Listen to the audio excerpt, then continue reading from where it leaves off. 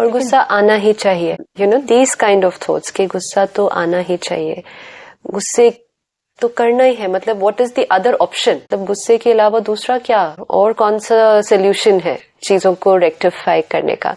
लेकिन जैसे आपने ही अभी कहा कि हमें गुस्सा करके अच्छा नहीं लगता, एंड नॉर्मल ह्यूमन नेचर अगर हम देखें तो हम वही चीजें करते हैं जो हमें अच्छी लगती हैं। कि आपको गुस्सा करना चाहिए या गुस्सा नहीं करना चाहिए, आप अपने आप को खुद से पूछिए कि करने के बाद आपको कैसा लगता है। And I think majority of the time हमें अच्छा नहीं लगता है। वेरी रेयरली शायद हम उस बात को एक्सेप्ट करेंगे कि हमें अच्छा नहीं लगता, क्योंकि हम उसे एक जस्टिफिकेशन देते हैं कि नहीं ये तो करना जरूरी था, लेकिन फिर भी करके अच्छा नहीं लगता। कि गुस्सा ही काम करवाता है।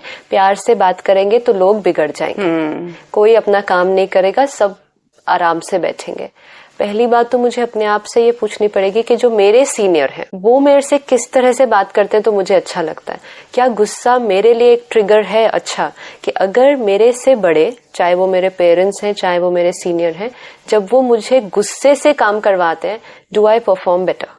I don't think so. I don't think so, because जैसे ही किसी ने मुझे गुस्सा किया तो पहले तो I get a little upset, तो अब जैसे ही कोई अपसेट हो गया, उसका काम पे से कंसंट्रेशन बढ़ने का कोई मार्जिन नहीं है। वो एक तो अगर वो आपके सीनियर हैं तो there will be a negative energy exchange, आप तो बोल के चले गए, काम भी हम कर देंगे, उसमें कोई डिनायल नहीं है कि काम हो ही जाएगा, लेकिन कैसे होगा, अंदर से इरिटेट होके, कुड़ के, और आपके प्रति कैसा सोच के, नेगेटिव एनर्जी।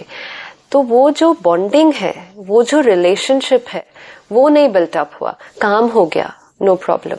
लेकिन over a period of time I have to understand that what is my aim in life. सिर्फ किसी भी तरह काम करवा लेना, मतलब बाय हुक और by crook, at the cost of my happiness.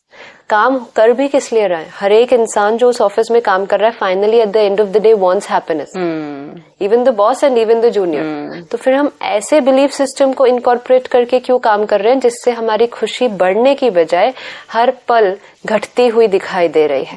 तो अगर मुझे नहीं अच्छा लगता कि कोई मुझसे गुस्सा करके काम करवाए, तो नेचुरल है दूसरा भी जिससे मैं काम करवाता हूँ उसको भी नहीं अच्छा लगता होगा। मेरे को हर टाइम अपने आप को उस पोजीशन में रखना पड़ेगा, and then I will have to see. अगर मेरे ऊपर गुस्सा करने से ज्यादा अच्छा काम होता है, then let me use that weapon. लेकिन if it doesn't work, then I should not. अभी एक हथियार मेरे हाथ में है, if I know this doesn't work, तो फिर मैं उसी हथियार को क्यों यूज कर रहा हूँ दूसरे के ऊपर। अगर मेरे से कोई प्यार से काम करवाए, मैं डबल एफिशिएंसी से काम करूंगी। Now I know then that weapon works. तो why am I using the wrong weapon?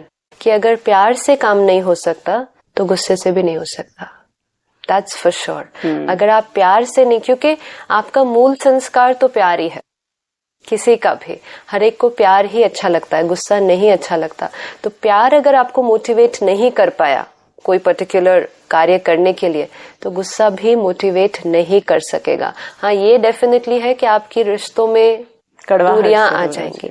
ये हो सकता है कि आपने अगर प्यार से काम किया, हो सकता है 0.1% चांस कि आपका काम ठीक नहीं हो, प्रोबेबिलिटी फैक्टर, लेकिन आपकी रिलेशनशिप की जो बॉन्डिंग है वो बढ़ गई है, और वो बढ़ने से कारण जो नेक्स्ट टारगेट आप पिकअप करेंगे उसमें आप एज ए टीम और भी अच्छा काम करेंगे। And overall over a period of time जो वो टीम की बॉन्डिंग है वो मिरेकल क्रिएट करेंगे।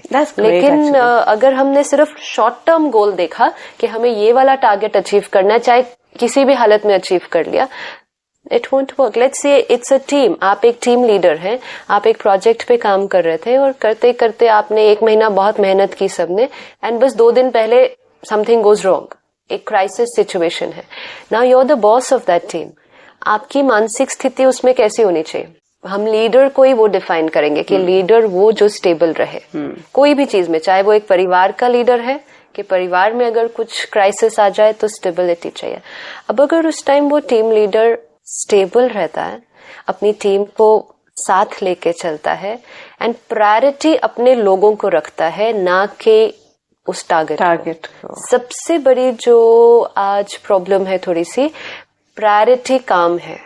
इतने सिंपल आंसर्स हैं, हमारे पास सारे आंसर्स हैं, हमें सारी विधि पता है, लेकिन कहीं ना कहीं हमने उसको साइड ट्रैक करते गए, this doesn't work, this doesn't work, this doesn't work. Specially जब मेजोरिटी आपके चारों तरफ दूसरी वाली मेथोडोलॉजी को अडॉप्ट करते हैं, तो एक डिफरेंट मेथोडोलॉजी को यूज करना थोड़ा सा चैलेंजिंग लगेगा, लेकिन बहुत सैटिस्फाइंग लगेगा। सबसे पहले आपको सुबह उठ के अपने आप से पूछना पड़ेगा, मेरे जीवन का लक्ष्य क्या है? मेरे जीवन का लक्ष्य ये है, उस टारगेट को अचीव करो by any means, then go and do that. अगर आपके जीवन का टारगेट है मुझे खुशी प्राप्त करनी है, then go and do that. अगर आप सुबह उठ के अपने आप से कहते हो कि मुझे खुशी प्राप्त करनी है, और सारा दिन में आप एक एक कार्य ऐसे करते हो जो आपकी खुशी को सिर्फ गुम कर रहा है, हमें चाहिए ये, तो फिर डायरेक्शन भी तो वही वाले यूज करनी पड़ेगी। इसीलिए it's necessary to stop, pause and ask what do I want. नहीं तो by the time at the end of the journey it's very late. It may be possible कि एक दिन जो परिवार के लिए आप इतनी मेहनत आज कर रहे हैं, यू आर टेलिंग देम कि I am doing this all for you, I am doing this all for you, वो शायद मुड़कर कल को आपको कह दें कि हमें ये सब नहीं चाहिए था, हमें चाहिए था कि हम सब प्यार से और खुश रहे। किसी से भी पूछो आप इतनी मेहनत क्यों कर रहे हो अपने परिवार के लिए, परिवार को क्या देना चाहते हो? खुशी। दे क्या रहे हो सारा दिन? Games, video games, you know, all these kind of things. बस खरीद खरीद के सामान दे रहे हैं कि ये लो खुश रहो, ये लो। एक बिलीफ है, ये बिलीफ फिर भी सेकंड आएगा कि उसने गुस्सा किया तो मुझे गुस्सा करना ही चाहिए। उससे पहले भी डीप रूटेड है, उसने गुस्सा किया तो मुझे गुस्सा आ ही गया। You know, I don't even have a choice. मेरे पास चॉइस भी नहीं है। अगर मुझे ये समझ में आ जाए कि चॉइस है तो may be at least I will give my self a second option. पहला बार उसने किया था, हाँ, उसने गुस्सा किया तो मुझे गुस्सा आना ही था। इट इज लाइक सेइंग कि मैं एक मशीन हूँ, उसने बटन दबाया तो रिजल्ट तो होना ही था। ये भूल गए हैं कि I am not a machine. एक मशीन का एक फिक्स्ड रिस्पॉन्स होता है, ऑन चलेगी, ऑफ बंद हो जाएगी। एक human being is not a machine. एक ह्यूमन बीइंग का रिस्पॉन्स फिक्स्ड नहीं हो सकता है। आज हमने अपने रिस्पॉन्सेज को फिक्स्ड कर दिया है। वो ऐसा बोलेंगे तो मुझे ऐसा बोलना ही है। There is no option, there is no second choice. And when I remember कि मेरे पास एक चॉइस है कि मुझे गुस्सा करना है या नहीं करना, आप मुझे गुस्सा नहीं दिला सकते हो। ये जो सबसे बड़ी मान्यता है कि दूसरा मुझे गुस्सा दिलाता है, this is the Maybe I feel the biggest wrong belief. गुस्से का कितने सारे फॉर्म्स है ना। एक है अंदर ही अंदर हम भर रहे हैं अपने आप को, और फिर 11वें दिन वो निकल आया। और एक है कि हम पहले दिन ही बोल देते थे।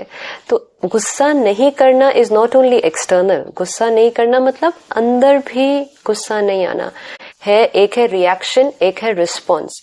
रिएक्शन होता है अनकंट्रोल्ड, जहां मेरे अपने ऊपर कोई काबू नहीं रहता, and I just react. It you know it could just backfire, मतलब आई विल जस्ट रिएक्ट। उसके बाद आई विल रिग्रेट, जैसे अब रिग्रेट कर रही है because this was a reaction, अब वो रिग्रेट कर रही है। रिस्पॉन्स होता है सोचकर समझकर एक परिस्थिति को या एक व्यक्ति को रिस्पॉन्ड करना। हम कोई दीवार नहीं है कि आप आएंगे बोलते जाएंगे और हम बिल्कुल उस पे रिस्पॉन्ड नहीं करेंगे। क्योंकि अगर आप रिस्पॉन्ड नहीं करेंगे तो फिर तो कोई रिलेशनशिप भी नहीं रहेगा। फिर एक्शन कैसे होगा? ऐसे थोड़ी है कि कोई कुछ भी बोले और हम बस ये हुआ कि हमने वर्बली गुस्सा नहीं किया, लेकिन मेंटली हम फिर भी गुस्सा कर रहे थे। एक जो बिलीफ सिस्टम ये है कि हमारा रिलेशनशिप्स हमारे वर्ड्स से बनता है और हमारे एक्शन से बनता है, कि हमें अच्छा बोलना चाहिए, हमें अच्छा करना चाहिए, हमें कैसा सोचना चाहिए। क्योंकि हम सुनते हैं, हम फील करते हैं कि जो हम बोल रहे हैं वो सबको सुनाई दे रहा है, जो हम कर रहे हैं वो सबको दिखाई दे रहा है, जो हम सोच रहे हैं दैट्स ओनली विद मी। तो वो संकल्प आप तक जाएगा, आपको ट्रिगर करेगा, आपके अंदर एक रिस्पॉन्स जनरेट करेगा, चाहे वो वर्बल चाहे वो इंटरनल, एंड वो एनर्जी फिर वापस मेरे पास आएगी। ये सारा दिन चल रहा है। This is relationship. Energy exchange सारा दिन चल रहा है। ये तो बहुत देर के बाद वो वर्ड्स में आता है। उससे बहुत ज्यादा टाइम तो वो ऑलरेडी बिल्डअप हो चुका है इंटरनली। अब वो हस्बैंड बार बार कुछ कह रहे थे, ये मुख से कुछ नहीं बोल रही थी, लेकिन अंदर जो सोच थी वो ठीक नहीं थी।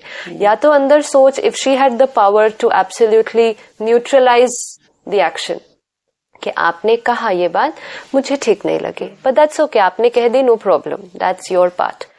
अंदर इफेक्ट नहीं होना चाहिए। अब अंदर इफेक्ट होता रहा तो इससे अच्छा ये होता कि अपने पॉइंट ऑफ व्यू को पहले ही दिन कह दिया जाता, और वेरी सोच समझ के। हमें देखो बड़े क्या कहते थे, सोच समझ के फिर करना।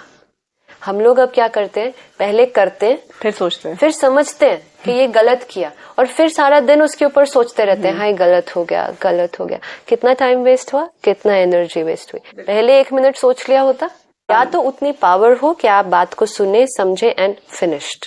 You can not affect me, definitely, that's it, I will mould my self. या नहीं है तो अपने पॉइंट ऑफ व्यू को बहुत अच्छी तरह से, without reacting, without getting disturbed, proactively दूसरे तक सामने रखें। वंडरफुल। तो सिस्टर शिवानी, आज हमने जो एंगर के नेगेटिव बिलीफ थे, जो गलत मान्यताएं थी, उन्हें समझने की कोशिश की, और एक बात जो बिल्कुल साफ क्लियर होती जा रही है कि थॉट इज वेरी इंपॉर्टेंट।